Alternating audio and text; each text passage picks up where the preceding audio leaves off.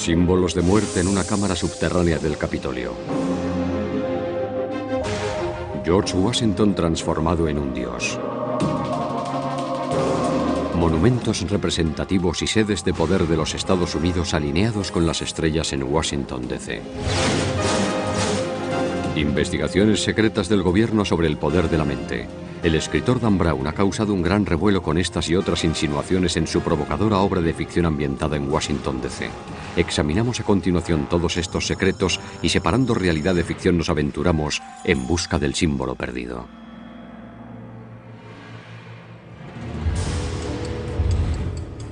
Washington, D.C. Una ciudad de secretos e intrigas. El perfecto telón de fondo para El símbolo perdido de Dan Brown. La novela nos lleva por las entrañas rara vez vistas de la ciudad y hurga en una misteriosa sociedad secreta. He leído esa obra fantástica, relatada con un gran detalle.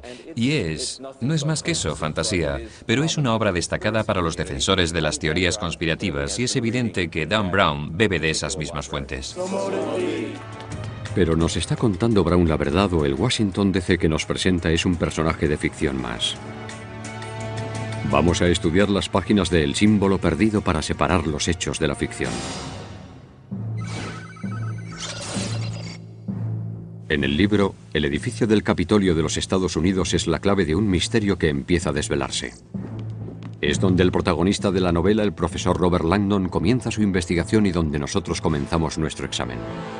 En el libro, Langdon dice a sus alumnos que el diseño del Capitolio hunde sus raíces en la sociedad secreta más antigua y extensa de los Estados Unidos, la francmasonería. Esto es un hecho. Un ilustre masón jugó un papel fundamental en su planificación, el primer presidente de los Estados Unidos, George Washington. En mi opinión, Washington merece más crédito del que se le concede en cuanto al trazado y aspecto de la ciudad de Washington. Él aprobó los planos, decidió qué planos se utilizarían, decidió que el edificio se construyera con piedra en lugar de ladrillo. Otro hecho que se menciona en el libro es que la ubicación del Capitolio fue sugerida por un francés, el urbanista mayor Pierre L'Enfant. Esto también es cierto. Yo creo que el plan original era eclipsar a Inglaterra en todos los aspectos, y se decidió que todo comenzara aquí.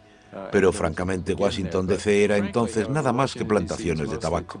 De hecho, a los diplomáticos británicos se les incentivaba con una asignación tropical adicional para que vinieran a servir aquí, porque se consideraba un destino poco deseable inicialmente. Cuando L'Enfant estaba allí intentando visualizar cómo sería la ciudad, describió esta colina como un pedestal en espera de un monumento. Y aunque L'Enfant no diseñó el Capitolio, sí eligió su ubicación, y Washington estuvo de acuerdo en que aquel era el lugar donde debía levantarse el Capitolio. En la novela, el profesor Langdon sorprende a sus alumnos al decirles que el presidente George Washington colocó la primera piedra del Capitolio en una ceremonia masónica tradicional. Una vez más, el dato es correcto.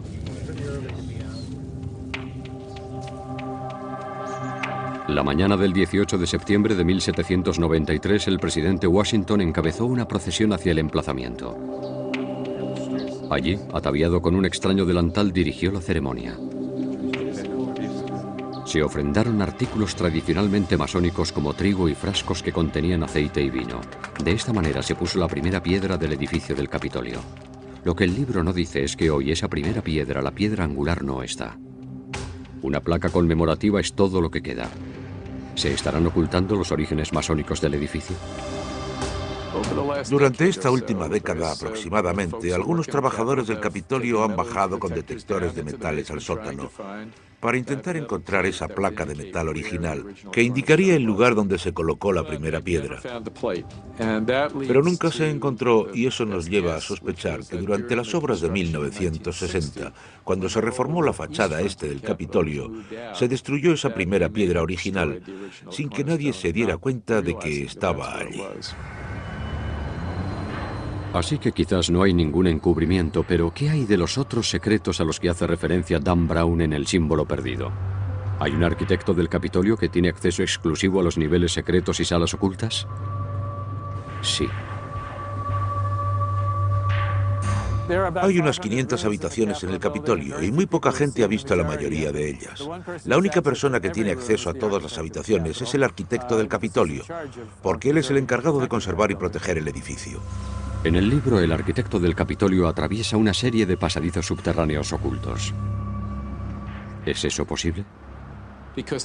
Dado que la imagen externa del Capitolio estaba tan fijada en la mente de la gente, no se podía hacer nada que cambiara el aspecto exterior del edificio. De manera que solo quedaba ampliar hacia abajo. Hay 4 pisos subterráneos, es decir, 4 pisos bajo el lugar donde George Washington puso la primera piedra. Hay oficinas del Senado y la Cámara de Representantes, y hay un enorme centro de visitantes. En la novela se describe también una serie de túneles que conectan el Capitolio con algunos edificios circundantes. ¿Existen realmente? ¿Y cuál es su finalidad? Hay un túnel que conecta el centro de visitantes con el edificio Jefferson, que es el edificio principal de la Biblioteca del Congreso, que está situado enfrente. ¿Pero hay otros túneles secretos? Los otros túneles que hay bajo el Capitolio son conductos de vapor, de agua y otras instalaciones. También hay pasajes para acceder de un edificio a otro, y después desde los 3 edificios de oficinas del Senado y uno de los edificios de oficinas de la Cámara de Representantes, hay una línea de metro que los conecta con el Capitolio. En el libro, el experto en simbología llega al Capitolio para dar una conferencia, pero en lugar de ello descubre una mano humana cercenada. Landon describe cómo esta mano adornada con una serie de tatuajes simbólicos se asemeja a la legendaria mano de los misterios, una especie de invitación o clave para comprender la antigua sabiduría. Tal símbolo existe. Se dice que sus orígenes se remontan a los tiempos bíblicos del rey Salomón, cuando se tendía la mano a los recién llegados que entraban en su templo de sabiduría.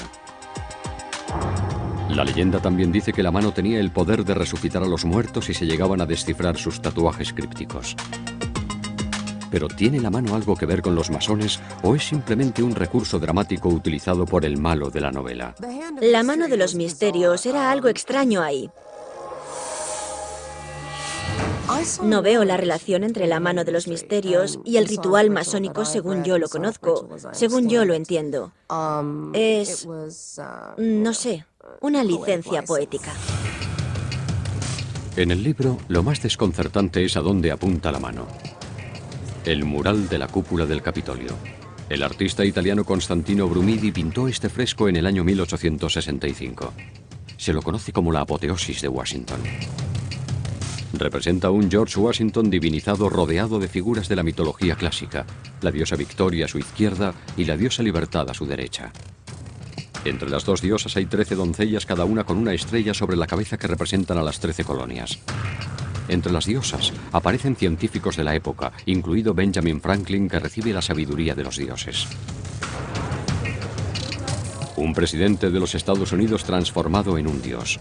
¿Era esa la intención del autor de la pintura o el libro ofrece su propia interpretación? El mismo Dan Brown interpreta la pintura como un símbolo de la confianza en el potencial humano, pero le impone su propio significado para acomodarlo a sus fines literarios. Por eso se lo llama ficción. Pero la historia está repleta de ejemplos de líderes que se convierten en algo más que simples mortales a los ojos de la gente. Siempre ha existido la tendencia de convertir en dioses a nuestros héroes, de manera que eso no es nada nuevo. Hay muchos otros héroes en la historia que se transforman en dioses. Se intentó hacer un dios de Alejandro Magno y de otros personajes famosos. Quizá la pintura simplemente hace énfasis en la reputación semidivina que tenía Washington entre los estadounidenses de la época. No se puede decir lo mismo de los personajes que lo rodean. Está acompañado por 13 doncellas. Hay una historia curiosa detrás porque el artista, Brumidi, salió a buscar mujeres de la noche para que posaran para él, para pintar sus vírgenes. El profesor de la novela de Dan Brown obvia ese pequeño detalle. Sin embargo, el profesor Landon habla de otra obra de arte controvertida que se expone en la rotonda. Una escultura de George Washington medio desnudo como el dios griego Zeus. Es cierto. Eso implica que Washington jugaba un papel muy especial en la sociedad norteamericana. Cada vez que los otros fundadores estaban contra la pared y había que elegir al líder entre todos los líderes, ese era George Washington. Los estadounidenses lo sabían. Nunca ha habido un presidente tan querido por la mayoría de estadounidenses como George Washington. Un periodista escribió un artículo en el que decía que si George Washington se presentara para presidente, conseguiría todos los votos. Y no se refería a votos electorales, se refería a cada uno de los votos de cada uno de los norteamericanos. De manera que tal vez George Washington era casi divino entonces. Pero ¿por qué un dios griego? ¿Y por qué con el torso desnudo? El Congreso compró una estatua de Washington. Se sintieron un tanto avergonzados cuando la descubrieron y vieron que Washington solo llevaba una pequeña túnica que le cubría el regazo. Al público no le gustó. Uno de los primeros comentarios que se hicieron en cuanto se descubrió fue que parecía que acababa de salir del baño y estaba cogiendo una toalla. Cuando Nathaniel Hawthorne vio la estatua, dijo que ni la propia madre de Washington le vio nunca desnudo. En 1964 la estatua fue trasladada desde el Capitolio y se exhibe ahora en el Museo Smithsonian de Historia Americana. Pero en el Capitolio queda otro recordatorio del legado de Washington, tal como se sugiere en la novela. Hay una estrella incrustada en el suelo de la cripta del Capitolio. La intención era enterrar a George Washington en el Capitolio, debajo de esa estrella. Habría sido algo muy simbólico. La tumba de Washington, que nunca fue ocupada por Washington, se encuentra todavía bajo esa estrella que hay en el centro. Aunque el libro no lo refleja, la razón por la que Washington no fue enterrado en el Capitolio se remonta a la noche de su muerte. En diciembre de 1799, a la edad de 67 años, Washington agonizaba por una grave infección en la garganta. Poco antes de morir, debilitado por las sangrías, le pidió a Marta que le hiciera un último favor. Había escrito 2 testamentos. Le llevaron las 2 copias de los testamentos y dijo: «Quema este delante de mí». Nunca sabremos qué diferencia había entre uno y otro.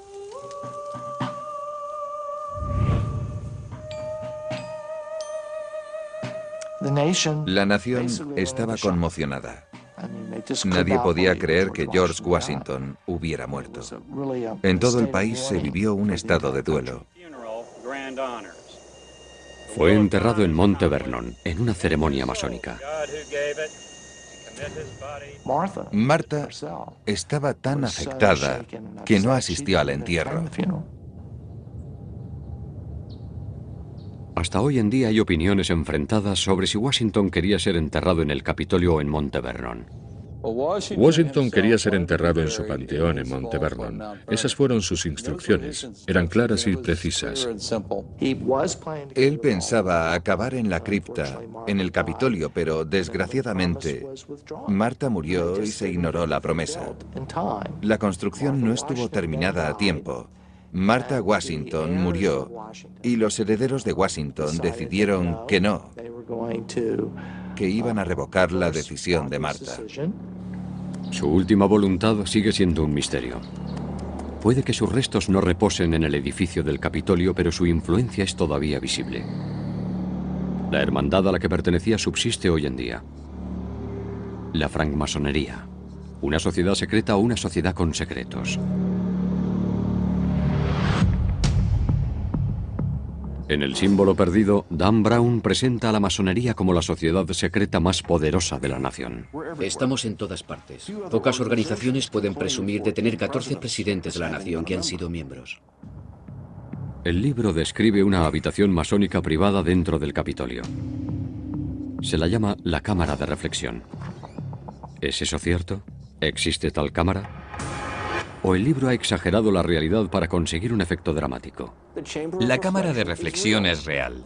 Por todo el mundo hay logias que las tienen. Muchas logias americanas no la tienen, otras sí. Pero las que sí lo hacen no lo hacen de la manera tan romántica que describe Dan Brown en la novela, aunque esa sea la ceremonia tradicional. En ella, los miembros meditan en soledad entre símbolos del tiempo y la muerte. Una calavera que les recuerda la mortalidad y la igualdad. sal que representa el cuerpo, mercurio el alma y azufre el espíritu. En algunas obediencias masónicas te hacen entrar en la cámara de reflexión y te piden que redactes tu testamento para hacerte reflexionar sobre tu propia mortalidad. Inquietante, tal vez para los no iniciados, pero los masones lo ven de manera muy diferente. No se trata de asustar al candidato. ¡Oh, una calavera! Se trata de reflexionar sobre la mortalidad. Tu tiempo en la Tierra terminará. Tu tiempo en la Tierra es corto. Mientras estés aquí, céntrate en lo que es realmente importante en tu vida. Según lo presenta Dan Brown en su libro, un masón podría tener una cámara de reflexión en alguna parte de su oficina o incluso en su propia casa. Esto no es así. ¿Hay cámaras de reflexión ocultas en el subsótano del Capitolio como se describe en la novela? Hay una serie de niveles desde el ático hasta los subsótanos. Lo que están ustedes viendo son imágenes de archivos reales del subsótano del Capitolio tal como se describe en la novela. Esto ya no existe. Todo esto desapareció cuando se construyó el centro de visitantes del Capitolio, que se abrió en el año 2008. ¿Utilizaba alguien esas habitaciones para sus fines personales, ya sea masónicos o de otra índole? Hay habitaciones en el subsótano del Capitolio, pero que yo sepa no son utilizadas por masones. De manera que la cámara de reflexión es algo real, pero que Brown ubique una de ellas dentro del Capitolio es ficción. En el libro, un estudiante define la masonería como una religión, pero el profesor Landon discrepa. Argumenta que nunca trataron de convertir a nadie y de hecho tienen prohibido discutir sobre religión.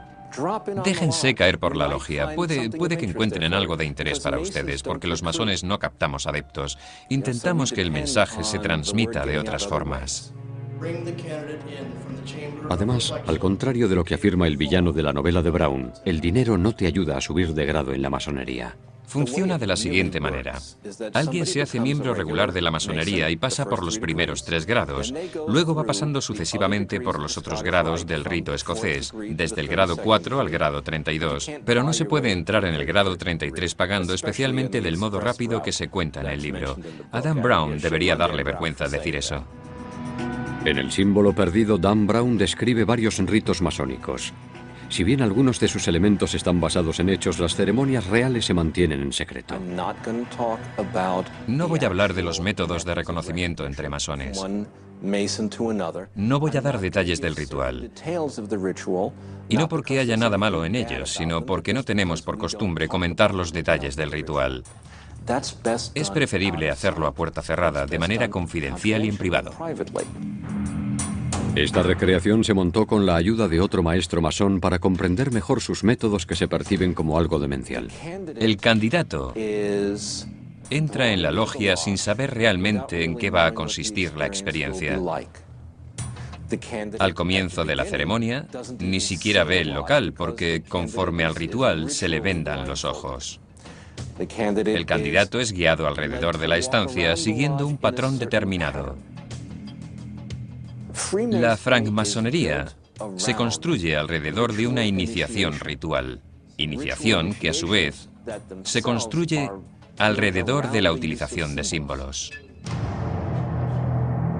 El ritual es una reafirmación de los orígenes masónicos. El significado de los ritos masónicos está claro. Hay que comprender que el ritual masónico procede de verdaderos albañiles. Albañiles que ponían ladrillos. Albañiles que eran los arquitectos de su época. Ese es el propósito fundamental del ritual. Mantenernos conectados con el pasado y conectados con nuestras creencias. Secretos y símbolos de muerte, tétrico o simplemente mal interpretado. En el libro, el villano de Brown bebe vino en un cráneo. ¿Hacen eso los masones? Los candidatos beben de un cráneo. Digamos que se hace. Bien, y digo yo, ¿y qué? La ceremonia descrita en el símbolo perdido es un rito de una organización de renegados del rito escocés del siglo XIX. Es el rito Sarno. Resulta que ese rito que se emplea desde hace ya unos 2 siglos se ha hecho público. y en él se apoya Dan Brown. No es el ritual que emplea hoy el rito escocés en la jurisdicción sur. Lo único que asusta del ritual es cuando se saca de contexto. Oh, que me corten la garganta si alguna vez rompo este juramento. Que me abran el pecho y dejen expuesto mi corazón. Todo eso es solo teatro. En el libro, un estudiante se refiere a los disparatados rumores que rodean a los masones. Eso es definitivamente cierto. Esa gente debe tener poder, debe tener mucha influencia, y la única razón por la que no vemos cómo ejercen su influencia es porque son muy buenos guardando secretos. Se les acusa de ser extraterrestres reptilianos. Creo que se les acusa de más cosas que a ningún otro grupo. Y creo que en parte el motivo es que el ritual se mantiene en secreto. Y parte del problema es que hasta muy recientemente los francmasones no han respondido a este tipo de acusaciones, lo que les convertía en el blanco perfecto. En el libro, un masón habla de la importancia de guardar sus secretos incluso bajo amenaza de muerte. Eso es cierto. En el siglo XXI, mantener la palabra dada es algo excepcional, ¿verdad? Vemos realities televisivos en los que la base del éxito está en no cumplir la palabra, en clavar al otro un cuchillo por la espalda, en no mantener las coaliciones. Pero así la sociedad no avanza, así no se construye la civilización. De manera que uno de los fines del secretismo masónico es que la persona aprenda a mantener su palabra incluso en cosas insignificantes, con la idea de que eso le formará para mantener su palabra en las cosas importantes. Y como queda reflejado en la novela, aunque los masones guarden gran cantidad de secretos, la masonería es una sociedad muy poco secreta. Como sociedad secreta, los masones hacemos un pésimo trabajo. Publicamos los horarios de nuestras reuniones en las puertas de los edificios con grandes letreros que dicen: los francmasones se reúnen hoy aquí. Muchos de nosotros llevamos anillos, insignias y muchas otras cosas que nos identifican como masones. Si somos una sociedad secreta, lo estamos haciendo francamente mal. Como hemos visto, el libro se toma sus libertades a la hora de hablar de los orígenes y los rituales masónicos. La interpretación que ofrece del celebrado paisaje de la ciudad revela una visión aún más oscura. ¿Washington DC planificada con relación a las estrellas? Símbolos paganos ocultos en las calles de la ciudad. Vamos a revelar la verdad que hay detrás de la ficción. El símbolo perdido de Dan Brown se centra en los barrios y lugares más emblemáticos de Washington, D.C. Desde el jardín botánico frente al Capitolio, donde un personaje destacado de la novela es llevado contra su voluntad, a los sistemas de cintas transportadoras de la Biblioteca del Congreso y las mansiones históricas de Kalorama Heights, donde el malo de la novela se desenvuelve. Tal vez Brown ambientó su thriller aquí para aprovecharse del carácter críptico excepcional de la ciudad. Miren el monumento a Washington. Es como la aguja de Cleopatra. Es un monumento de estilo egipcio que aparece en medio de Washington, D.C. El monumento es un obelisco que es un símbolo antiguo. Se remonta al tiempo de los egipcios.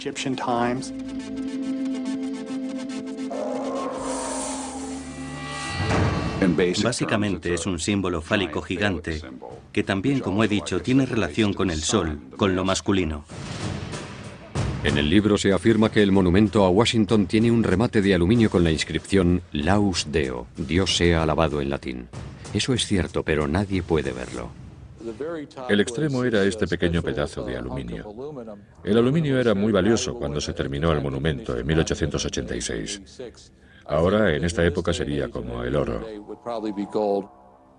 Brown también afirma que muchos de los padres fundadores practicaban el antiguo arte de la astrología. Eso es otro hecho. Benjamin Franklin era astrólogo. En el almanaque del pobre Richard se pueden ver sus predicciones, ya sea del tipo atmosférico o sobre personas y cosas así. Thomas Jefferson, en su biblioteca, tenía libros de astrología. El dato es cierto. Los padres fundadores contemplaban la astrología como una conexión entre lo terrenal y lo celestial. También es correcto cuando afirma que las colocaciones de las piedras angulares del monumento a Washington, la Casa Blanca y el Capitolio se programaron para coincidir bajo el mismo signo astrológico, Virgo, aunque se colocaron en diferentes años. En astrología se considera un tiempo propicio para acometer nuevas empresas.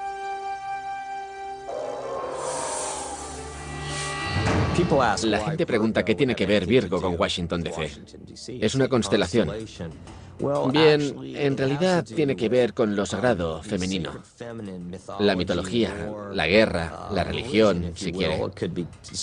Podría definirse como algo pagano que se remonta a la Isis de los egipcios. Las diosas persas de la feminidad, la sexualidad, la maternidad. Lo que el libro no menciona es que el signo de Virgo también jugó un papel en la Constitución de los Estados Unidos. Mayor evidencia de que los padres fundadores acudían a la astrología para tomar decisiones importantes. Virgo tiene una gran influencia en los Estados Unidos de América. Nuestra Constitución, 17 de septiembre, ¿verdad? Si se fijan en fechas importantes, descubrirán que Virgo está presente. Si se alinean las estrellas del firmamento con cosas que hay en la Tierra, habrá armonía espiritual y se conseguirán grandes cosas. Bajo la guía de los maestros masones George Washington y Benjamin Franklin, el perito Pierre L'Enfant diseñó la ciudad como se afirma en el libro.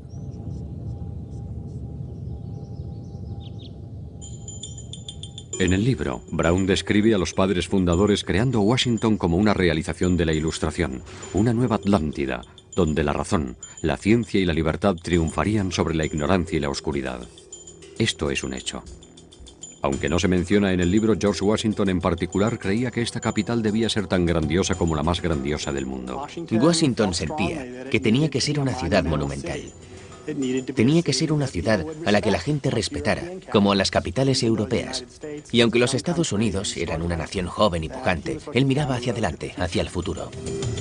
Washington diseñó la ciudad para reflejar la gloria de Atenas y Roma, aquí, en este nuevo mundo. Estamos aquí en los bancos del río Potomac, en Alejandría, Virginia, donde se colocó la primera piedra de la ciudad de Washington en abril de 1791 por los masones George Washington y otros que llegaron aquí para designar esto como el vértice inferior de lo que era entonces un cuadrilátero inclinado. Así. Y ese es el vértice sur. La novela insinúa que el urbanista de la ciudad, Pierre L'Enfant, trazó las calles de manera que se representaban símbolos masónicos. El plano de L'Enfant puede verse como un mapa en Freedom Plaza, una localización fundamental en la historia de ficción. Aquí, en el libro, el personaje de Catherine Solomon afirma que el billete de $1 de los Estados Unidos contiene una estrella de Salomón oculta, un símbolo masónico clave. Eso es cierto. Dibujen una línea uniendo las letras MASON y combínenlo con la pirámide. Desde que L'Enfant diseñó la ciudad, la gente no ha dejado de buscar símbolos y significados. Hay nuevas interpretaciones en curso y muy controvertidas. Todo esto se menciona en el libro de Dan Brown. Cuando se mira el trazado, aparecen signos como un pentagrama. Algunos de los supuestos símbolos, incluyendo el sello de Salomón de 6 puntas, han sido identificados. Y la cruz de los caballeros templarios. Pero mucha gente, incluidos algunos de los estudiantes en el símbolo perdido, ven una intención más oscura.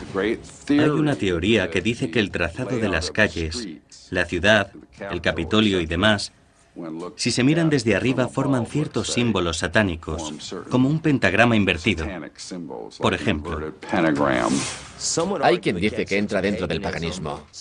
Otros van más lejos y afirman que todo esto es satánico. La sola idea de que se han incorporado símbolos satánicos en el trazado de las calles de Washington, D.C., a instancias de los masones, es un completo disparate. La francmasonería no practica ningún tipo de magia. La masonería fue creada por hombres que luchaban contra ese tipo de creencias. El libro también habla de las teorías conspirativas que ven una simbología siniestra en el gran sello de los Estados Unidos. En el reverso hay una pirámide inacabada de 13 niveles de piedras. En el anverso aparecen 13 estrellas dispuestas en forma de hexagrama. Para algunos esos son símbolos masónicos con significado satánico. Otra vez el 13. Quiero insistir en esto. No es un símbolo satánico. No es nada negativo. En realidad, se simbolizan los 13 estados que fundaron esta nación. Los padres fundadores buscaron símbolos que representaran la durabilidad de la nación. La pirámide simboliza fuerza y duración, algo que permanece para siempre. Otro símbolo supuestamente sospechoso es el ojo que todo lo ve, situado encima de la pirámide. Se presenta como un icono siniestro en el intento del villano por exponer los secretos de la hermandad. Para los masones, sin embargo, esto representa el ojo de Dios, un recordatorio de que Él siempre está observando sus pensamientos y sus actos. No hay nada satánico, no hay nada necesariamente pagano europeo en el ojo que todo lo ve. Siempre ha sido un arquetipo universal del sol, o el sol y la luna, durante siglos. Era realmente una declaración positiva. El ojo dentro del triángulo básicamente quería decir, estamos fundando esto bajo la protección de Dios. Es una gran declaración. Los teóricos de la conspiración cuestionan estas ideas sobre el Gran Sello. Pero lo cierto es que los masones no están detrás del ojo o la pirámide en el Gran Sello. De los 3 comités del Congreso y las 14 personas que estuvieron involucradas en el diseño del Gran Sello, solo una de ellas era un francmasón, y ese era Benjamin Franklin. Y ellos detestaban sus ideas. Le decían que sus ideas eran estúpidas. Como bien afirma el experto en simbología de la Universidad de Harvard, de la novela de Brown, estas imágenes son símbolos universales que aparecen en muchas culturas y no forman parte de la masonería. No hay nada demoníaco en sus símbolos, sus templos. Ellos solo quieren libertad. Quieren la separación de la Iglesia y el Estado. Quieren la libertad de culto. El libro se ha tomado ciertas libertades al hablar de los símbolos y rituales masónicos, pero va incluso más allá con su enfoque de una nueva ciencia muy controvertida. En la novela de Dan Brown, El símbolo perdido, la científica Catherine Solomon tiene un laboratorio ultramoderno aquí en el centro de apoyo del Museo Smithsonian en Silver Hill, en Maryland. En estas instalaciones, que ocupan más de 46.000 metros cuadrados, se almacenan millones de objetos y especímenes. Pero aquí no hay ningún departamento de noética. Esa parte de la novela, incluida la científica, es solo ficción. Pero sí hay un instituto de ciencias no éticas al otro lado del país, en las colinas del norte de California. Aquí los investigadores realizan estudios sobre las posibilidades de la mente humana. Y el equivalente de la científica de la novela en el mundo real es Marilyn Schlitz. A través de la historia y en todas las culturas ha habido personas que decían tener la capacidad de, utilizando la mente, la conciencia, influir en el mundo físico. Lo que hemos hecho es desarrollar una serie de experimentos para estudiar ese tipo de afirmaciones en un laboratorio bajo condiciones científicas controladas. Aunque Dan Brown nunca visitó el instituto, su personaje de ficción realiza experimentos similares. El experimento de la intención, por ejemplo, trata de determinar si una persona que mira a otra que se encuentra en otro lugar puede afectar a su salud física. El sujeto es conectado a un encefalógrafo en una sala de aislamiento especial forrada con plomo. Muy parecido al cubo de aislamiento utilizado en el laboratorio ficticio de la novela de Dan Brown, esta habitación está insonorizada y aislada de forma que ninguna onda de radio puede penetrarla, así que no es posible hacer trampa. La imagen en la pantalla va cambiando aleatoriamente entre tomas en directo del sujeto y del espectador. Cada vez que aparece la imagen del sujeto, el espectador intenta enviar pensamientos de afecto y consuelo. Así funciona básicamente el experimento. Lo que intentamos averiguar es si es cierto o no que cuando se centra la atención en una persona distante, su fisiología se despierta. Más o menos como si oyera su nombre susurrado, por ejemplo. Y cuando no se la mira, esa reacción desaparece. Esa es la esencia del experimento. El sujeto desconoce cuándo su imagen aparece en la pantalla, de manera que no puede tratarse de una reacción a un estímulo físico. Al igual que la científica de ficción de la novela, los investigadores han descubierto una relación significativa entre los pensamientos sanadores del espectador y una reacción fisiológica del sujeto. Hemos visto esos mismos efectos repetidamente en diferentes laboratorios, así que hay algo ahí. La pregunta ahora es, ¿y qué? ¿Tiene esto algún efecto curativo? Lo asombroso es que el efecto tiene lugar sin ninguna conexión física. Si no es una señal y nada ha podido viajar de aquí hacia allí, tiene que ser alguna otra cosa. De manera que hasta ahora la única explicación que tenemos es que nuestras ideas del modo en que se conecta el espacio entre esas dos personas no son del todo correctas. Aunque no se menciona en el libro, este concepto ha gobernado la ciencia occidental desde el siglo XVII, cuando el filósofo y matemático francés René Descartes hizo un pacto con la Iglesia para evitar la persecución. La Iglesia dijo, de acuerdo, les dejamos hacer ciencia, no les consideraremos herejes, Pero haremos un pacto. Ustedes estudian los aspectos físicos, pero el alma y la conciencia serán asunto nuestro.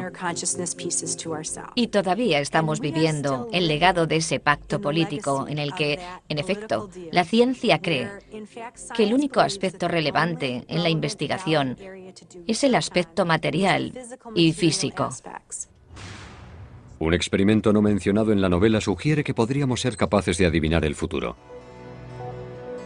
El sujeto es conectado a un encefalógrafo y se le colocan unas gafas especiales de LED y unos auriculares. De un modo aleatorio, los LEDs emiten destellos y por los auriculares se transmiten señales de sonido, lo que provoca una reacción fisiológica en el sujeto. Verán un flash u oirán un sonido aleatoriamente. No saben cuándo, yo no sé cuándo. Lo elige un ordenador al azar. Según el Dr. Radin, el experimento ha demostrado que el cerebro reacciona antes de que se produzcan los destellos o el sonido. Es como si el organismo viera el futuro unas fracciones de segundo antes. Yo prefiero el término presentimiento, con el significado de sentir antes, como oposición a precognición, conocer antes.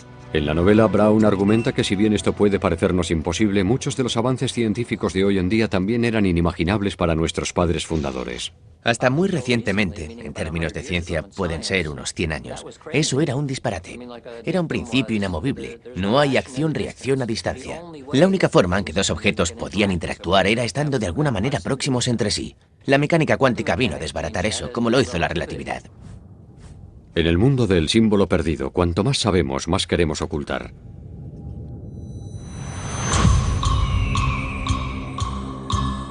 En un momento crítico de la novela, la vida de un personaje principal pende de un hilo. Para salvarse le pregunta a un extraño: ¿no hay ayuda para el hijo de la viuda? La frase es en realidad una señal masónica secreta de socorro. El libro hace referencia a una obra ceremonial real que representan solo los masones de más alto grado. La ceremonia hunde sus raíces en la tradición masónica más antigua y es considerada el ritual masónico más sagrado. En dicha obra aparece un personaje, Hiram Abiff, el maestro constructor del templo del rey Salomón, enfrentándose a un grupo de ladrones. Los ladrones amenazan con quitarle la vida si Hiram no les revela una contraseña secreta. Hiram se niega y cuando lo están matando exclama: ¿no hay ayuda para el hijo de la viuda? Hoy, el coraje de Hiram y la fidelidad a su palabra de no revelar el secreto es un principio básico para todos los masones. Otro grupo cuya existencia misma depende de códigos y cifras es la Agencia Central de Inteligencia. En el símbolo secreto, un director de seguridad de la CIA irrumpe en el Capitolio y toma el mando.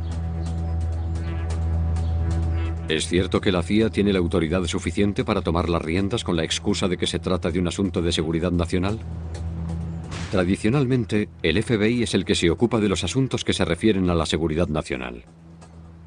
El director de seguridad de la CIA no tiene esa autoridad. No tiene mayor autoridad que usted y que yo para detener a un ciudadano. Peter Ernst ha pasado 35 años de su vida en la CIA realizando operaciones encubiertas por todo el mundo. Lo que sí encuentra cierto en el libro de Dan Brown es el uso que hace el personaje de los mensajes codificados. Los códigos y los mensajes cifrados eran muy importantes en la CIA. Toda la información por cable que entraba y salía de la central a los agentes de campo y viceversa estaba codificada.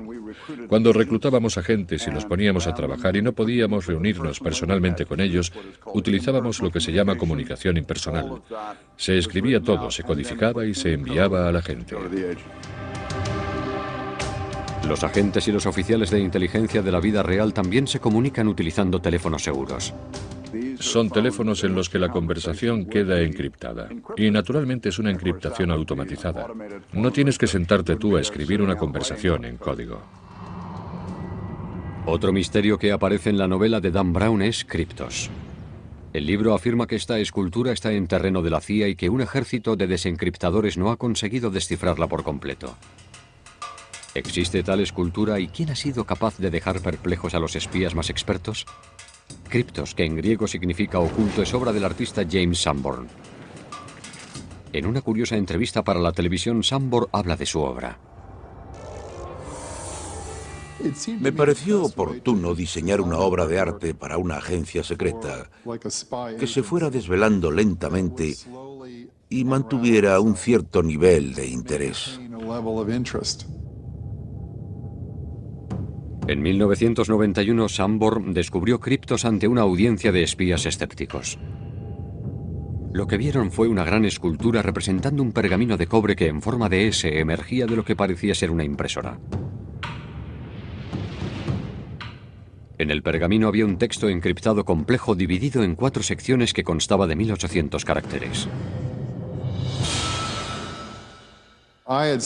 Estudié arqueología durante años y me sentí fascinado por los secretos que permanecían ocultos bajo tierra y que se desvelaban de una manera tan laboriosa.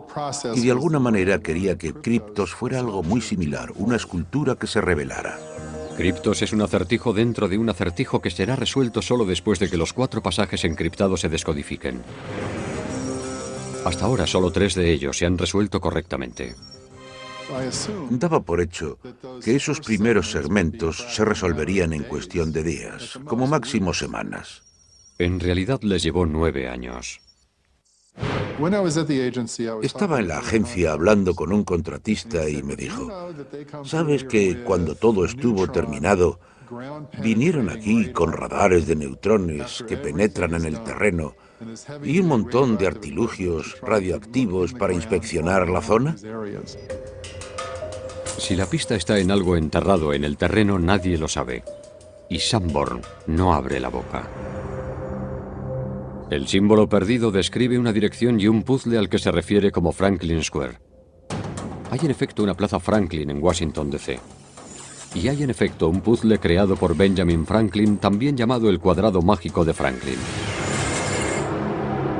En este ancestro de los sudokus, las cifras en diagonal, horizontal y vertical suman lo mismo. Pero los códigos y cifrados tienen otras funciones, además de ser herramientas para el espionaje. Un apretón de manos particular identifica a un extraño como amigo. Cerraduras con combinación protegen objetos de valor de los ladrones. Y como describe el libro, se dice que códigos y cifrados guardan los secretos del conocimiento de los místicos. De hecho, el título inicial de El símbolo perdido hacía referencia a un antiguo texto críptico conocido como La llave de Salomón. La llave de Salomón es el título de un manual de magia medieval. Llave en el sentido de manual de magia ritual. A lo largo de los años son muchos los que han afirmado que han descifrado los códigos y que dominan los secretos de la magia negra de Salomón. En el libro de Dan Brown, el villano está inspirado en Aleister Crowley, un hombre que afirmaba haber descifrado los secretos de la llave de Salomón. Este hombre existió. Aleister Crowley, una de las figuras más famosas de la magia ritual del siglo XX, está descrito muy fielmente. El propósito básicamente es obtener poder. Su deseo, su objetivo, es convertirse en un dios oscuro que domine a los demonios. Es lo que él quiere conseguir con el poder que, espera, le será otorgado por su observancia ritual.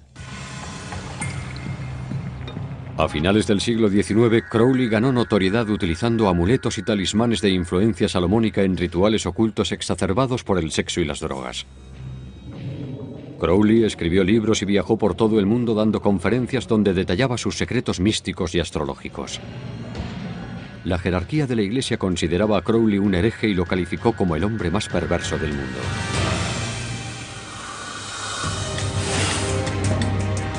Los rituales de magia negra son solo uno de los pasajes oscuros en el símbolo perdido de Dan Brown.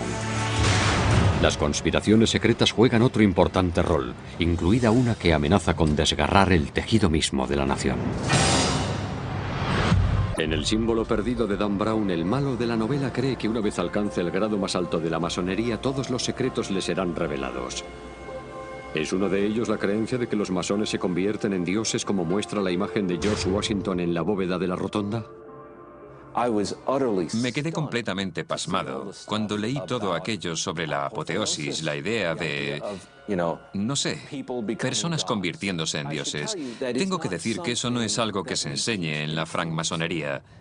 No es que vaya en contra de las enseñanzas masónicas, es que simplemente no es algo que se diga. Dan Brown parece haber tomado prestada la idea de la religión mormona. En la doctrina de los santos de los últimos días, un aspecto central es que los individuos, si hacen pactos con Dios de cierta naturaleza, en un cierto lugar, mediante la intervención de cierta autoridad, y viven conforme a ellos, en algún momento después de la muerte pueden ser elevados al estatus de deidad. Y eso es parte de la herencia de la humanidad. Eso es lo que Dios está diciendo cuando dice, os hago coherederos con Cristo. Esta controvertida doctrina ha causado escepticismo a muchos, pero lo cierto es que la creencia se remonta a los primeros cristianos. En los primeros días de la Iglesia cristiana hubo líderes importantes que afirmaban cosas como que Dios se hizo hombre para que el hombre se hiciera Dios. No hay muchas maneras de interpretar eso. La vieja, antiquísima doctrina de la apoteosis dice que todo es como un círculo. Por supuesto, Dan Brown da su propio giro interpretativo a esta cuestión. Otro tema central en el símbolo perdido es la creencia en una conspiración masónica. Varios de los alumnos de Dan Brown hablan de rumores que afirman que los masones están gobernando el mundo en secreto. Sus sospechas no sorprenden porque las teorías conspirativas son tan americanas como el pastel de manzana. Hay muchas teorías conspirativas porque los seres humanos son desconfiados por naturaleza. Algunas personas son más propensas a querer saber, querer explicar y querer resolver algo que para ellos no tiene sentido. La conspiración es uno de los modos de explicarlo todo. Las teorías conspirativas se han generalizado tanto que la gente ya no sabe qué creer. En este momento, el que cree que Oswald actuó solo es considerado el chiflado, no el conspiracionista. Se considera que los conspiracionistas son los que tienen la verdad. En el símbolo perdido, la teoría de la conspiración de Brown se centra en los masones. Los francmasones han sido el objetivo principal preferido de los conspiracionistas. No creo que haya un grupo que haya soportado más ataques. Si escribes en Google masones y empiezas a entrar en las páginas, verás que se les acusa de estar detrás del Holocausto, de ser una fuerza para la conspiración judía y una fuerza para la conspiración del dinero. Se dice que los masones y los judíos gobiernan los bancos y por tanto gobiernan el mundo.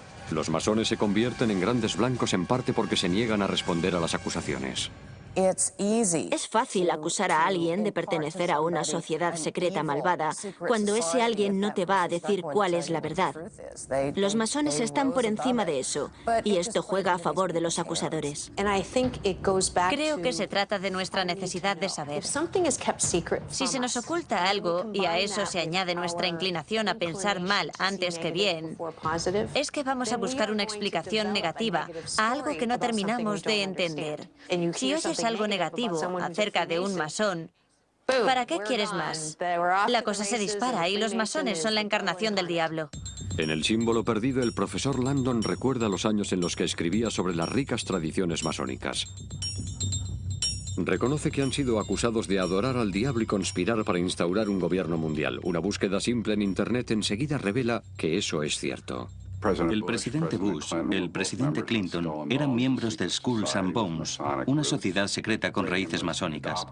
Reagan fue nombrado masón de honor, al igual que Truman. Es algo que está relacionado con personas muy influyentes y así se perpetúa. Los partidarios de las teorías conspirativas ven en el ojo que todo lo ve que aparece en el billete de $1 un símbolo de este nuevo orden mundial. Decidió ponerlo ahí un masón, el presidente Franklin Roosevelt. Lo cierto es que el nuevo orden mundial no es nada nuevo. Como se cuenta en el libro, los padres fundadores crearon uno. La evidencia se encuentra aquí, en el gran sello. Debajo del ojo que todo lo ve y la pirámide aparecen las palabras Novus Ordo Seclorum. Significa nuevo orden de las eras. Y es muy importante porque el nuevo orden de las eras es la república, una forma de gobierno representativa y no la monarquía que era el viejo orden de las eras. Querían un nuevo orden mundial, una nueva Atlántida donde prevaleciera la libertad. Brown narra cómo este nuevo orden mundial representaba una amenaza para los líderes del clero que temían una pérdida de poder e influencia. Brown, en Ángeles y Demonios, hablaba de la lucha entre luz y oscuridad, y a lo que se refería con luz y oscuridad era la razón, la lógica y el esfuerzo científico como salvación de la humanidad, en contraposición a la superstición y a la espiritualidad. Desde entonces, los grupos religiosos han contraatacado afirmando que los masones en realidad solo buscaban una nueva forma de dominación mundial. El comunismo sería un ejemplo perfecto en la época moderna. La religión queda abolida. La espiritualidad es vista como una superstición. El Gran Hermano y el gobierno cuidarán de nosotros desde la cuna hasta la tumba.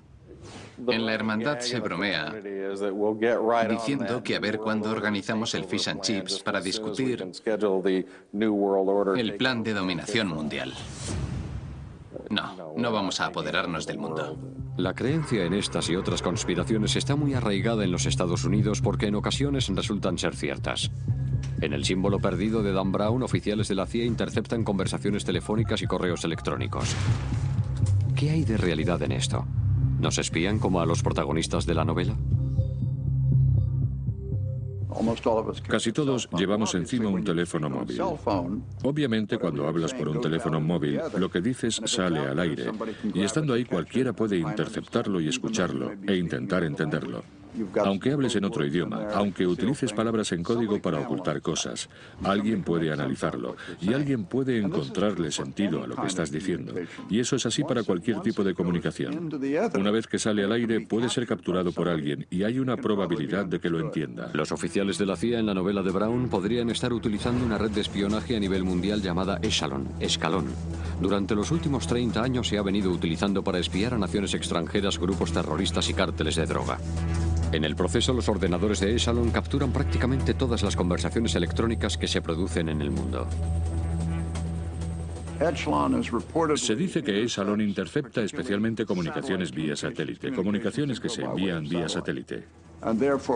Por tanto, ya sean conversaciones gubernamentales o de empresas, encriptadas o no encriptadas, la acusación es que los Estados Unidos, la NSA, Agencia de Seguridad Nacional, está escuchando todo tipo de conversaciones. Durante años el sistema Echelon ha sido acusado de centrarse en algo más que los malos. Durante la guerra de Vietnam, el sistema Echelon supuestamente habría espiado las protestas pacifistas. En los 90, varios gobiernos europeos denunciaron que Echelon estaba siendo utilizado para el espionaje económico. Es una acusación que la CIA desmiente. Yo le digo que durante mis años en inteligencia nunca se dirigieron a nosotros y tampoco lo habríamos aceptado para obtener información de una compañía o una empresa privada para entregársela a otra. Las conspiraciones surgen del secretismo y la desconfianza, y nadie ha estado en el centro de más polémicas conspirativas que los masones. En el símbolo perdido, Dan Brown retrata a los masones como algunos de los hombres más poderosos de la nación. ¿Es eso cierto? Es un hecho que 14 expresidentes de los Estados Unidos eran masones reconocidos, cerca de un tercio del total. Además, al menos 35 magistrados de la Corte Suprema, así como incontables congresistas, se han comprometido a mantenerse fieles a los juramentos masónicos. Miembros masones recientes son el senador Trent Lott de Mississippi, los congresistas Eric Cantor de Virginia y Joe Wilson de Carolina del Sur. Es asombrosa la participación de la francmasonería en la historia y la gran cantidad de nombres, de todos conocidos, que han sido miembros de la hermandad. En el libro, Brown afirma que la francmasonería, llamada también el oficio, hunde sus raíces en los canteros que construyeron las grandes catedrales de Europa. Lo que el libro no dice es que para construir esas obras maestras de la arquitectura, los albañiles necesitaban conocer los últimos métodos científicos de la época en lo referente a la física, la geometría y las matemáticas. Esta conexión íntima con el poder religioso y el seglar permitió a los masones como grupo desarrollar una perspectiva única. A la francmasonería no le interesa el dogma porque no es una organización religiosa. No tiene un credo de fe concreto. Es el medio por el que personas con diferentes dogmas y credos se reúnen como seres humanos, como hermanos. El grupo adoptó como símbolos las herramientas y la terminología de su oficio. Su símbolo universal incluye una escuadra y un compás. Los miembros son catalogados como aprendices o maestros masones. Se reúnen en una logia, una palabra derivada de los edificios temporales que los maestros canteros levantaban en los lugares de construcción. El profesor de la novela es conducido al George Washington Masonic Memorial. ¿Existe tal lugar? Sí. Es una edificación de 101 metros de altura que se encuentra en Alejandría, Virginia. Se empezó a construir en el año 1922 en honor a George Washington, que había sido venerable maestre de la logia de Alejandría. En la novela, el profesor Langdon compara a la masonería con una empresa moderna. La empresa mantiene en secreto sus métodos y la masonería sus rituales. La masonería no es una sociedad secreta, es una sociedad con secretos. Si todo el mundo conociera los apretones de manos secretos o las palabras secretas, todo el mundo se aprovecharía de la hermandad. Eso ha preocupado a la hermandad durante más de 200 años. En El símbolo perdido, Brown habla de la masonería como algo muy popular entre la mayoría de los padres fundadores. Esto es correcto. Sus antepasados procedían de Europa, donde las guerras de religión habían desgarrado la sociedad. Estaban decididos a no cometer el mismo error en esta nueva nación. Para muchos de los padres fundadores, la masonería era una parte importante de sus vidas. Era como una extensión de las ideas de la Ilustración. Era la edad de la razón. Se trataba esencialmente de intentar que la sociedad abandonara los viejos métodos y emprendiera el que ellos creían que era el mejor camino hacia el futuro. Hoy consideramos la libertad de expresión una piedra angular de nuestra Constitución, pero en el siglo XVIII hablar de ciertas cosas podía costarte la vida. Esto obligó a los masones a reunirse en secreto en tabernas y sótanos. Los francmasones hablan de democracia, libertad, autodeterminación, libertad de expresión. Eso era percibido como una amenaza por la aristocracia, por reyes, por emperadores, por una iglesia que tenía poder. El libro habla del deseo de nuestros antepasados de establecer una nueva nación bajo los principios de los avances de la ciencia, no de los dogmas religiosos.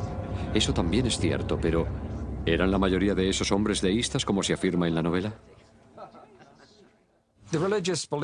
Los padres fundadores eran por lo general deístas. Creían que había un Dios, pero no apoyaban ninguna religión en particular. Por esta razón, como se afirma en la novela, esta idea se plasmó en uno de los principios básicos de los Estados Unidos: la separación entre Iglesia y Estado. Lo que también se menciona en el libro es que la misión emprendida por los masones de construir una nueva sociedad ilustrada no fue una tarea fácil. Otros grupos como los Caballeros Templarios y los Rosacruces tuvieron ideas similares, pero fueron aplastados por los poderosos grupos eclesiásticos. El libro también describe cómo durante siglos en Europa líderes de las iglesias fuertemente relacionados afirmaban hablar en nombre de Dios y exigían fidelidad a sus creencias y principios. Pensadores científicos avanzados como Isaac Newton y Leonardo da Vinci se vieron obligados a ocultar gran parte de sus trabajos para no ser tachados de herejes. Eso es cierto. Cualquiera que planteara diferentes teorías científicas sobre lo que ocurría fuera de nuestro planeta podía perder la vida. Algunos de ellos fueron quemados en la hoguera. La novela también está en lo cierto cuando dice que los masones rechazan el dogma religioso. El único requisito es creer en un poder superior, no en un Dios específico. Lo que hace la francmasonería es estimular al hombre en su fe, no animarle a que imponga su fe a los demás. Lo que están diciendo básicamente, y es lo que odian los fundamentalistas, es que hay diferentes caminos para llegar a un mismo destino. Esa amenaza se convierte en realidad con la firma de la Declaración de Independencia en 1776. Declarando la independencia, estos hombres lo arriesgaron todo por un concepto nuevo llamado libertad. Esta vez, el sueño se hizo realidad y en 1878 muchos de los principios básicos masónicos se convirtieron en partes integrantes de la Constitución de los Estados Unidos.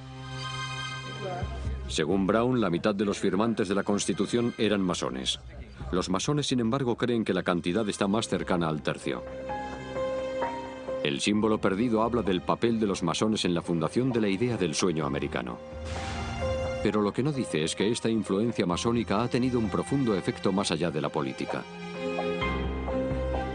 El directivo del béisbol, Branch Rickey, contrató al primer jugador afroamericano de las ligas mayores del béisbol, Jackie Robinson.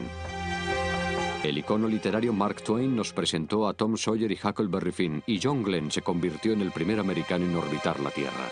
Desgraciadamente, los masones también han tenido su ración de ovejas negras.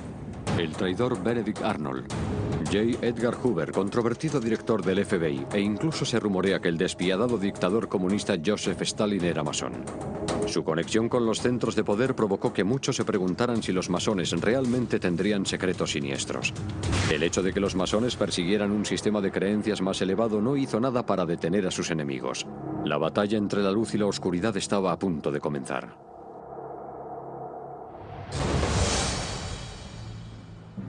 El objetivo del villano de El símbolo perdido son los masones, lo que incluye a algunos de los hombres más poderosos de la nación. ¿Es posible acabar con una sociedad tan secreta? El secretismo asociado con la masonería ha alimentado la desconfianza y el miedo entre los no pertenecientes a la sociedad desde la fundación del país. Se cree que los francmasones tienen cierto tipo de influencia sobre sus miembros que trasciende la obligación del miembro para con su familia o el Estado. De manera que los masones son ese grupo oscuro subversivo que está haciendo algo malo. Pero no siempre fue así. Después de la Revolución Americana se dispararon las inscripciones en la masonería. El hecho de que Washington la convirtiera en una parte tan importante de su vida y que hiciera cosas como poner la primera piedra del Capitolio como francmasón atrajo la atención de la gente a la francmasonería, que se convirtió en algo muy popular. Su popularidad, sin embargo, representaba una amenaza para los líderes religiosos recelosos de las creencias deísticas masónicas. En el libro, Dan Brown escribe sobre cómo la gente desarrolló una percepción deformada de la masonería. Eso es cierto. Durante años, una batería de acusaciones avivó los temores de muchos no masones que se preguntaban qué ocurría realmente dentro de los templos masónicos. El villano de la novela actúa movido por esa desconfianza. Todo lo secreto genera desconfianza, especialmente en una república donde se afirma que todos somos iguales y en la que como estadounidenses siempre hemos defendido la transparencia. Por eso la masonería ha despertado tantas suspicacias. Lo que el libro no explica es que esas desconfianzas estallaron en 1826 con la desaparición de un masón descontento muy conocido llamado William Morgan. Este es uno de los puntos en los que Dan Brown utiliza un dato histórico como inspiración para trasladarlo al mundo actual.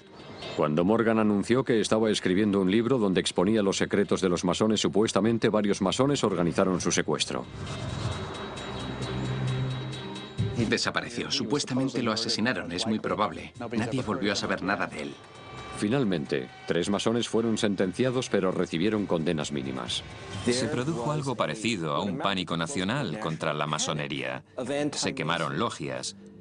Los masones fueron ridiculizados.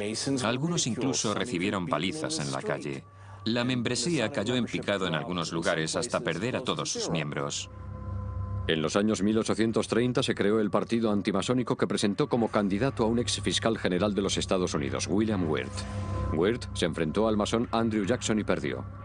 Pronto se convirtió en una anécdota en la historia. Pero más de un siglo y medio después, William Wirt volvió a ocupar los titulares.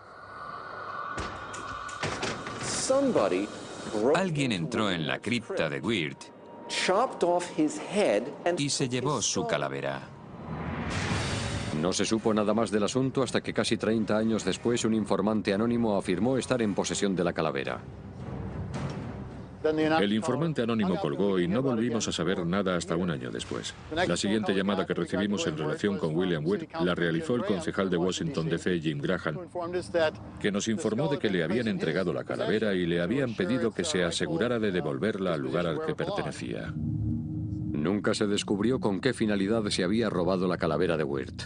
Tal vez fuera utilizada en rituales extraños, tal vez se trató simplemente de una gamberrada de estudiantes. William Wirt se convirtió en un símbolo del sentimiento antimasónico que continuaría asediando a la sociedad secreta. Pero durante ese tiempo un nuevo grupo masónico conseguiría el poder, el rito escocés, el mismo grupo que se retrata en El símbolo perdido de Dan Brown. Según algunos, tenían un lado oscuro y levantaron muchas sospechas, sospechas que constituyen el núcleo de la novela. El símbolo perdido comienza con una escena aquí, en el edificio masónico La Casa del Templo en Washington, D.C. La novela describe esta estructura colosal como una réplica del templo del rey Mausoleo, el mausoleo original. El libro también afirma que el mausoleo contiene los restos de 2 líderes masónicos. En efecto, eso es cierto. La novela describe el edificio.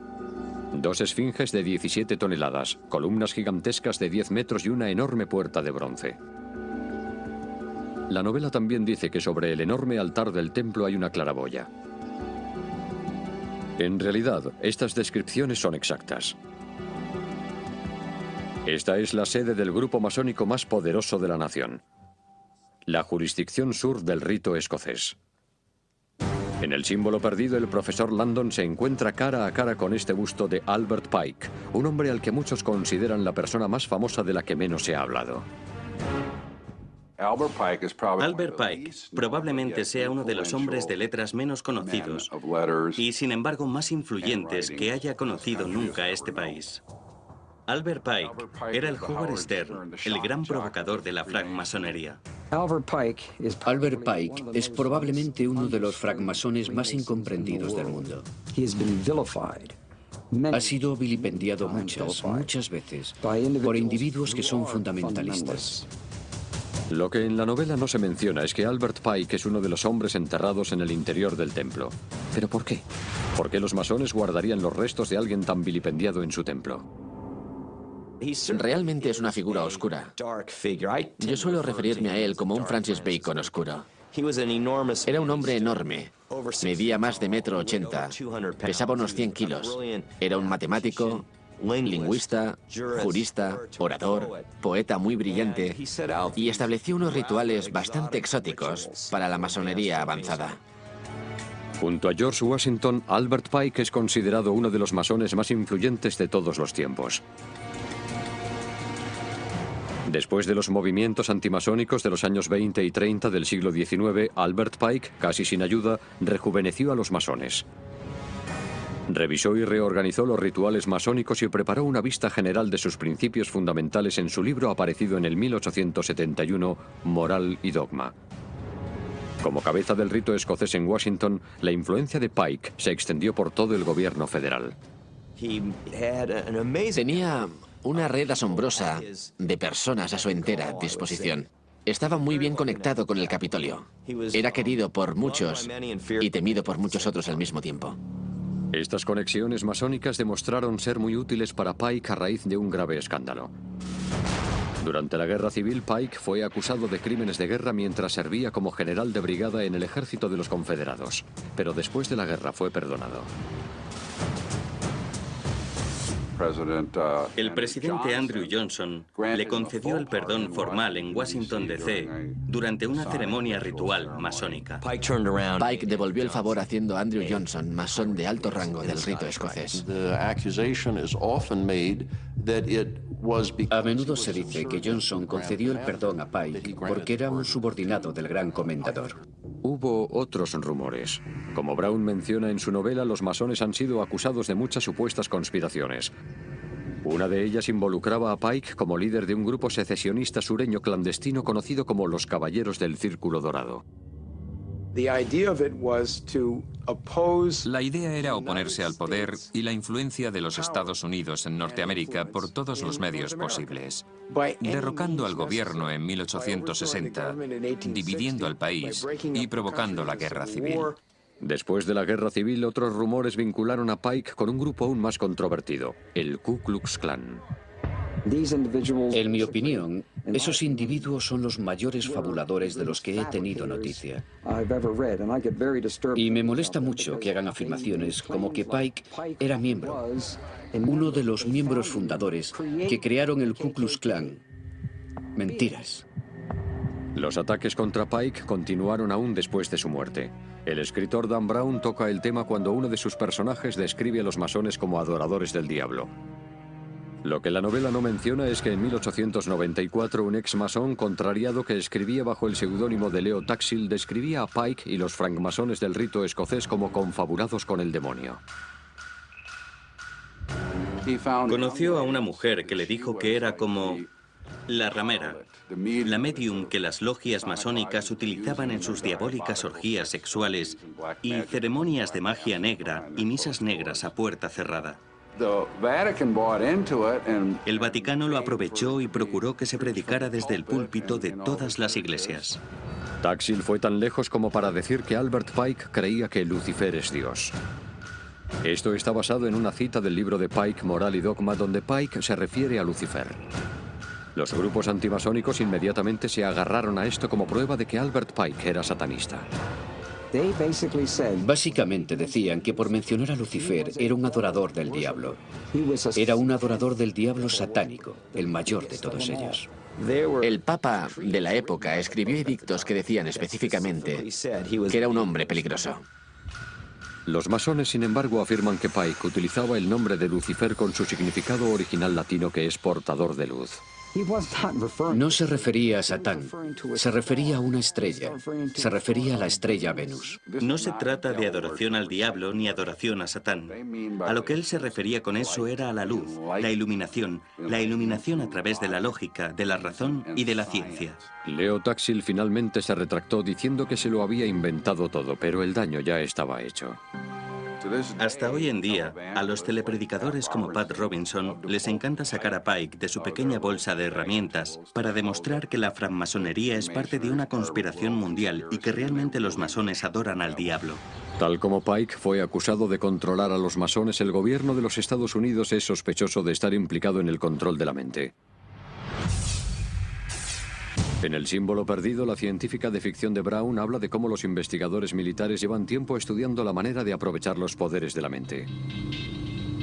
Menciona programas del gobierno donde se estudiaban la percepción extrasensorial y la visión remota, una especie de viaje telepático mental. Esto está basado en un experimento militar real en el cual a un voluntario se le pidió que describiera una localización dentro de la Unión Soviética. Solo se le dieron las coordenadas geográficas, pero hizo un dibujo que tenía una similitud asombrosa con el lugar real al otro lado del mundo. Todo esto formaba parte de una operación militar secreta para utilizar videntes para espiar a los soviéticos. Este tipo de investigaciones se siguen llevando a cabo y juegan un papel destacado en El símbolo perdido. Uno de los personajes principales de la novela es una científica que hace investigaciones en el campo de la noética. Como se describe en la novela, la noética está relacionada con experiencias que muchos de nosotros tenemos a diario.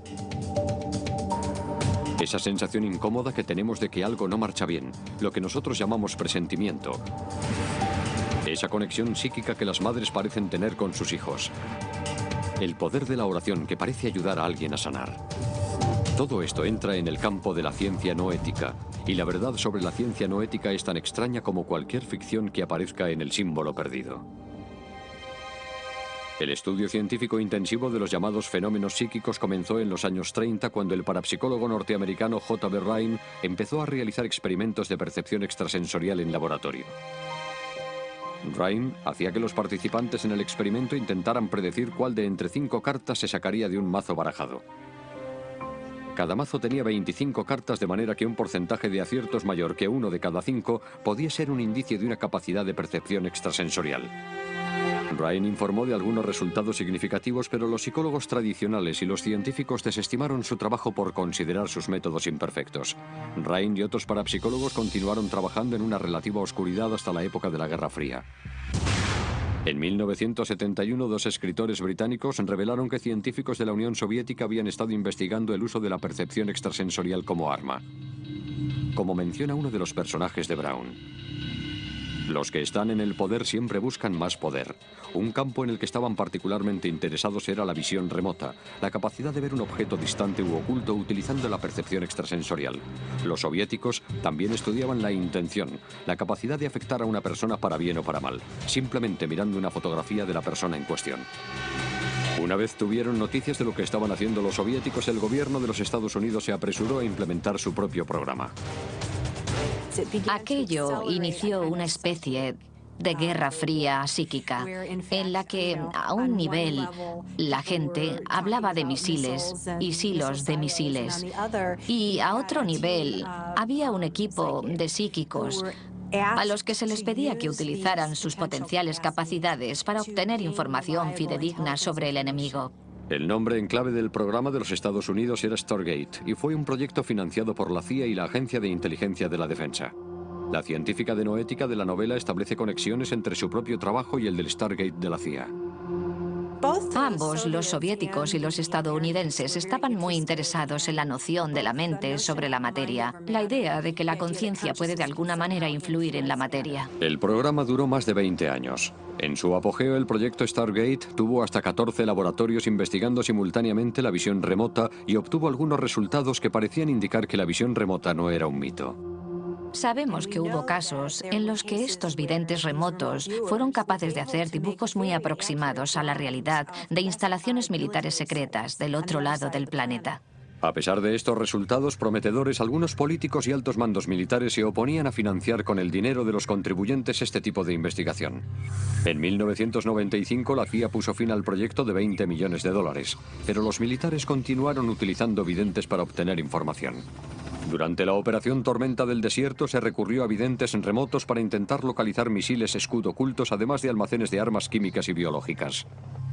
Hoy, el gobierno asegura que no realiza ya este tipo de investigaciones. Pero el estudio de los fenómenos psíquicos continúa en centros de investigación como el Instituto de Ciencias No Éticas. El instituto fue idea del astronauta y masón Edgar Mitchell, que viajó a la Luna con el Apolo 14 en 1971. Estando en el espacio, Mitchell realizó algunos experimentos extraoficiales de percepción extrasensorial con algunos de sus amigos en la Tierra. A su regreso a casa, tuvo una experiencia que le cambiaría la vida. Edgar básicamente tuvo una revelación durante su regreso de la Luna. Miró al planeta Tierra y, reconociendo que el conflicto era una construcción de nuestra conciencia y nuestra visión del mundo, experimentó un profundo sentimiento de unidad, como si las moléculas de su cuerpo le conectaran con el sistema solar, como si todos fuéramos parte de una especie de todo enmarañado. Esta experiencia inspiró a Mitchell para crear el Instituto de Ciencias No Éticas dedicado al estudio de la mente humana y su potencial. En el símbolo perdido, la investigadora de noética intenta determinar el peso del alma con el fin de confirmar su realidad física. Esto está basado en experimentos de la vida real. En el inicio, cuando los científicos intentaban medir la conciencia o el alma, llevaban a cabo, en efecto, un experimento en el cual medían y pesaban un cuerpo antes y después de la muerte, con la idea de que de alguna manera estaban pesando el alma. Pesar el alma es algo que no se considera ya realizable, pero lo que la gente ha estado intentando hacer es desarrollar la idea de que la conciencia podría ser algo más que simplemente física. La científica de ficción de Brown cree que sus investigaciones demuestran que los fenómenos psíquicos como la telepatía, la clarividencia, la precognición y la mente sobre la materia son reales. Lo mismo creen los investigadores del Instituto de Ciencias No Éticas. Cuando se examinan todos los resultados de ese tipo de experimentos, se encuentran evidencias estadísticas muy fuertes de que no solo hay un efecto real, sino que ese efecto es repetible. Y esa es en realidad la clave en la ciencia, que sea repetible en laboratorios independientes. La investigadora de noética de Dan Brown afirma que el pensamiento en grupo, como la oración en grupo, los círculos de sanación, pueden tener un profundo efecto. En el mundo real, la ciencia noética ha estudiado el poder de la oración y la conciencia de grupo para provocar un cambio. A diferencia de lo que se plantea en el libro, en el mundo real los resultados no son congruentes. Creo que en este punto son absolutamente necesarias mayores investigaciones, porque es algo ampliamente practicado. Descartarlo simplemente porque no encaja en nuestro modelo científico convencional es cometer una injusticia con una experiencia de calidad con la que la gente ha convivido durante milenios. De manera que la ciencia en el libro de Dan Brown está a años luz por delante de las ciencias no éticas en la realidad. ¿En qué más la realidad no coincide con la ficción? Como hemos visto, Dan Brown ambienta su novela de suspense en un mundo de hechos y de posibilidades. Las cámaras de reflexión existen, pero no en el subsótano del edificio del Capitolio. El gobierno financió la investigación sobre los poderes de la mente, pero no en el Instituto Smithsonian. La mano cercenada está basada en una leyenda real. Y es cierto que el Capitolio de los Estados Unidos tiene un fresco en el que aparece George Washington como una figura divinizada. También hemos visto que algunos aspectos de la descripción de Dan Brown de un Washington oculto se basan en gente, localizaciones y sucesos reales. La ciudad, en efecto, tiene referencias a civilizaciones antiguas. El templo del rito escocés existe. Tiene 2 esfinges de 17 toneladas en la fachada principal y está coronado por una pirámide inacabada. En el interior hay una enorme sala del templo con un tragaluz imitando al ojo que todo lo ve del billete de $1 y 2 cuerpos sepultados. La descripción que se hace en la novela de los símbolos secretos ocultos en el trazado de la ciudad ha fascinado a los simbologistas y teóricos de la conspiración de todo el mundo. La primera piedra del monumento a Washington en efecto contiene una Biblia, y las palabras latinas Laus Deo, que significan Dios sea alabado, están grabadas en el remate de aluminio del monumento. La afirmación que se hace en el libro de que los padres fundadores de los Estados Unidos creían en la astrología es cierta. La Casa Blanca, el Capitolio y el monumento a Washington están alineados con las estrellas y sus primeras piedras fueron colocadas bajo el mismo signo astrológico, Virgo. Y la Catedral Nacional contiene 10 piedras del monte Sinaí, una pequeña roca lunar y una gárgola con el rostro de Darth Vader. También sabemos que la masonería es una organización real y que su naturaleza secreta ha generado una gran controversia. Pero también es cierto que el libro oscurece muchos de sus símbolos y rituales. Un ejemplo de esto es el uso que se hace en la novela del Fénix bicéfalo. El símbolo masónico real es el águila bicéfala. Otro secreto masónico al que se alude pero no se describe en la novela es la cadena de la unión. Este ritual simboliza la unión de mente, espíritu y cuerpo a través del universo, la transformación del uno en el todos. Esta ceremonia utiliza el poder de la conciencia grupal para provocar un cambio. Cuando se tienen un número de personas centradas en un ritual específico, un ritual que han visto ejecutar quizás cientos de veces antes, uno esperaría, desde la perspectiva de la ciencia noética, ver algún tipo de cambio efectuado. Y ese es realmente el gran fondo religioso de esta novela, la idea de que la apoteosis es posible. ¿Por qué Dan Brown cautiva tanto a sus lectores con historias de códigos y claves? Tal vez sea porque a lo largo de la historia acontecimientos mundiales han cambiado a causa de mensajes secretos. Secretos que se mantuvieron y secretos que no. Una pista en la novela tiene que ver con un rompecabezas único creado por Benjamin Franklin, uno de los padres fundadores más innovadores y francmasón. Benjamin Franklin era un hombre único. Es un hombre que sin ayuda ninguna inventó importantes instituciones sociales, como las bibliotecas públicas y el servicio postal en las colonias. Que escribió convincentemente sobre filosofía política. Era editor y publicó documentos muy importantes, y también era científico en una época en la que la ciencia apenas empezaba a encontrar su lugar. Supongo que no debería sorprenderme que también se dedicara a las matemáticas recreativas, como en el caso del cuadrado de Franklin de orden 8. Crear un cuadrado mágico no es nada fácil, y sin embargo hizo una pequeña industria casera de ello. Pueden encontrar el cuadrado de Franklin de orden 8 en uno de sus almanaques, creo. Es decir, estamos hablando de un genio polifacético y un hombre de Estado. Aunque no se menciona en el libro, la carrera de George Washington estuvo a punto de ser arruinada por una conspiración secreta. Durante la guerra, el general americano Benedict Arnold estuvo a punto de provocar él solo la derrota colaborando con agentes británicos. Su plan fue descubierto solo cuando las fuerzas americanas capturaron a un oficial británico que portaba una nota codificada con una clave y tinta invisible. En el libro, Dan Brown escribe sobre la leyenda de la pirámide masónica y su papel en la protección de los misterios antiguos. Brown dice en El símbolo perdido que los masones son los últimos guardianes de los antiguos misterios. Y eso es parcialmente cierto. Las tradiciones de la francmasonería proceden de muchas diferentes fuentes. Entre esas fuentes se incluyen los influyentes escritos de grandes pensadores como Isaac Newton y Francis Bacon, así como libros sagrados como la Biblia, el Corán y el Bhagavad Gita.